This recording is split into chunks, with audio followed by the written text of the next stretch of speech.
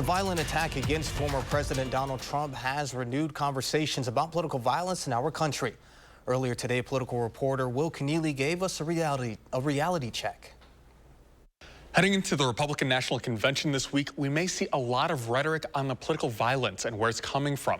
Now, for that reason, we're doing a reality check for you, using as an example an interview we did with Congressman Derrick Van Orden. I want to be very clear. The reason that this took place is because the amount of negative vitriol that the leftists and many people in the Democrat Party have been spewing about President Trump. Now, we're still early yet into the investigation into the shooting, but as of right now, the FBI does not know the motive of the shooter. Now, Van Orden says that these Biden comments are what contributed to the vitriol. Saying that MAGA Republicans and Donald Trump are an existential threat to the United States of America, that we're a threat to democracy. These are true comments coming from President Biden. This is from September 2022. Donald Trump and the MAGA Republicans represent an extremism that threatens the very foundations of our republic. Now again, though Biden did say this, we don't know if these comments or comments like them are the reason the Pennsylvania shooter attempted to assassinate former President Donald Trump. Now, the FBI does not have a motive yet.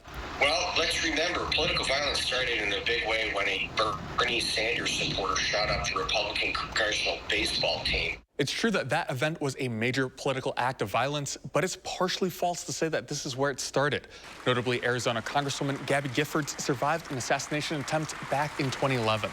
But the vast majority, by orders of magnitude, of the political violence we have seen in the last more than a decade have come from the left.